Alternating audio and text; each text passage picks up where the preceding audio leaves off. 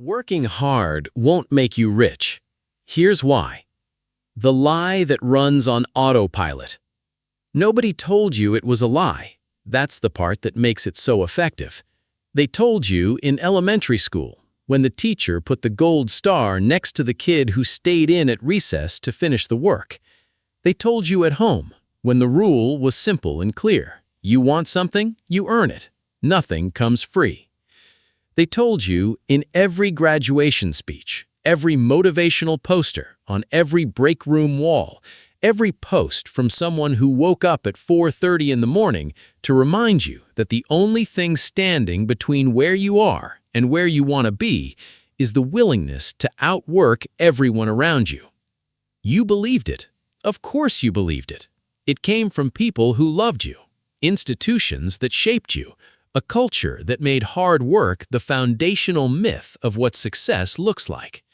Work harder, stay later, give more than what's asked, and everything else will follow. Here is what they left out. Everything else does not follow. Not automatically, not structurally, not in the way the promise implied. Because the truth underneath the hard work gospel, the part nobody says out loud, is this. Working hard is the price of admission, not the strategy. It gets you in the room. It does not win the game. And confusing the two is the reason most people spend an entire career doing everything right and still end up in almost exactly the same position they started, just older and more tired. The clock that owns you. You have 24 hours today.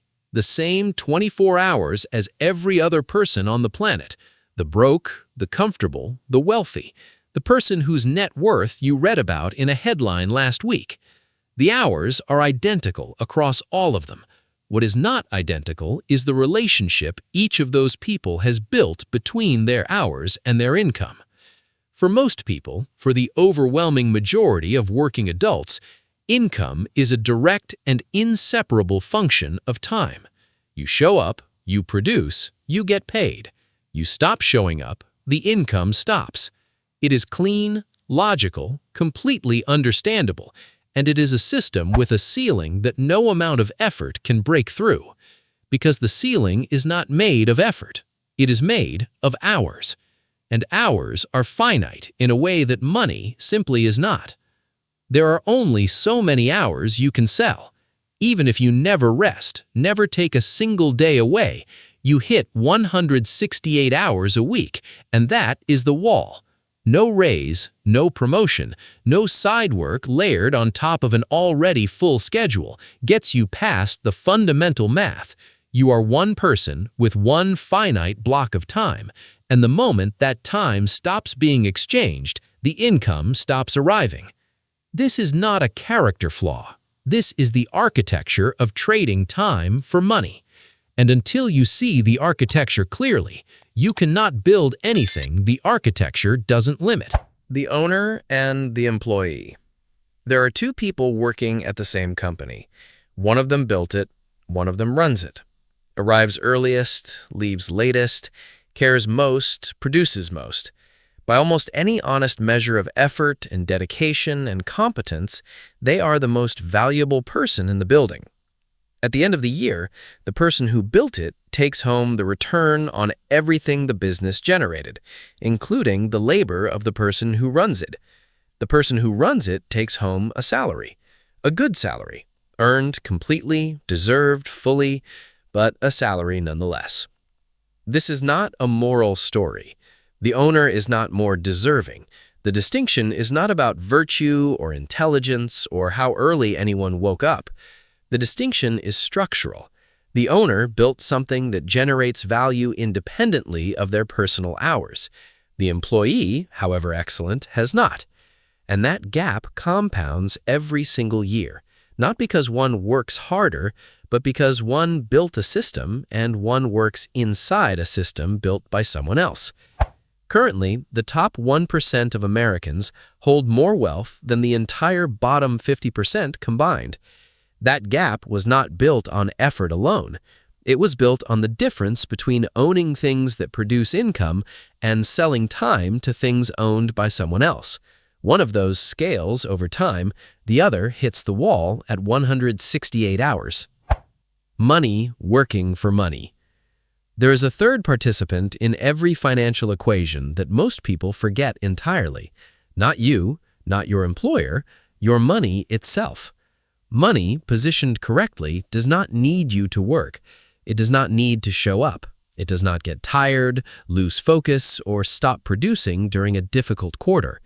It compounds quietly, aromatically, and completely indifferently, growing by a percentage of itself every period, and then growing by a percentage of that larger number the next period. Continuing this process, whether or not you are watching, whether or not you feel it happening, whether or not you have any particularly good ideas about where the market is headed. A single dollar invested at a modest annual return of 7% doubles approximately every 10 years. You do not have to be clever for this to happen. You do not have to time anything correctly, or pick the right stock, or make a good decision under pressure. You have to put the dollar somewhere it can work and then leave it alone long enough for the math to become undeniable. The wealthy are not simply working harder than everyone else. They are working simultaneously at two levels, the level of their own labor and the level of their capital's labor. And over a long enough timeline, the second level does not merely supplement the first, it eclipses it by a margin that no amount of overtime can touch. The compound effect. Nobody feels until it's unmistakable. The most dangerous thing about compound interest is how invisible it is at the start. You set up the automatic transfer. A modest amount moves from your checking account to an investment account 2 days after every paycheck. Nothing announces itself, nothing confirms you made the right call. The month continues exactly as it would have without the transfer, except that somewhere in the background a small amount of money is now working instead of sitting still or being spent. At year 2, the number is modest but real. At year 5, it starts to look like something.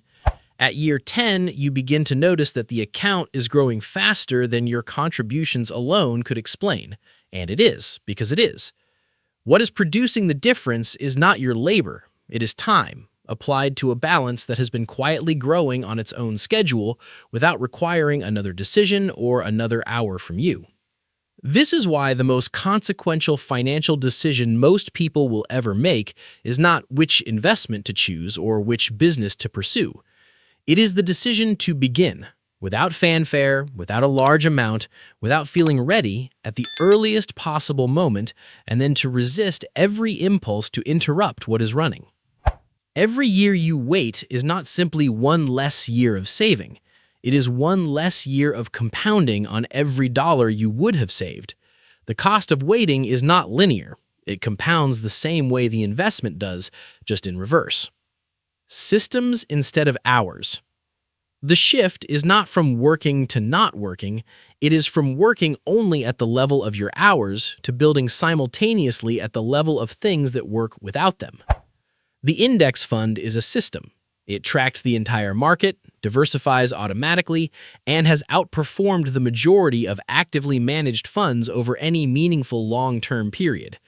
You do not need to select stocks or predict economic cycles. You need to buy it, automate the contribution, and resist the deeply human urge to do something with it during every moment of uncertainty.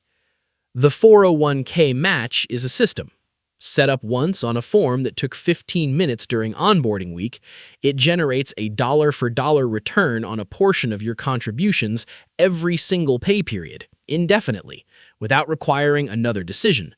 It is the closest thing to a guaranteed return most working people will ever access, and a meaningful portion of the workforce leaves it uncollected every year because the email that explained it looked administrative and the enrollment form felt like something that could wait until next month. Next month, in this context, is not a small cost. Next month, compounded across a decade, is thousands of dollars that were never earned because the form stayed open in a browser tab for too long and then got closed. The automatic transfer is a system. It moves money before you see it, before the month gets a vote, before the upgrade presents itself, and the spending impulse makes the choice before your better judgment can. One setup runs indefinitely, builds the floor while your attention is focused on everything else. None of this requires you to stop working hard. None of it requires a different life or a different income or a different level of discipline than you already have. It requires building these systems alongside the work, quietly, automatically, without an audience, and then allowing them to run at a level your hours alone can never reach. Hard work is not the lie. Effort and consistency and showing up every day, these things matter, and they always will. The lie is that hard work is sufficient, that if you simply outwork the room for long enough, the math will eventually cooperate on its own. It won't. Not without the systems, not without the capital running beside you at the level your hours can't touch. The clock owns you until you own something that doesn't need the clock. That is not an inspirational line. That is the arithmetic. And it has been running this whole time, in your favor or against you, whether or not anyone ever told you it existed.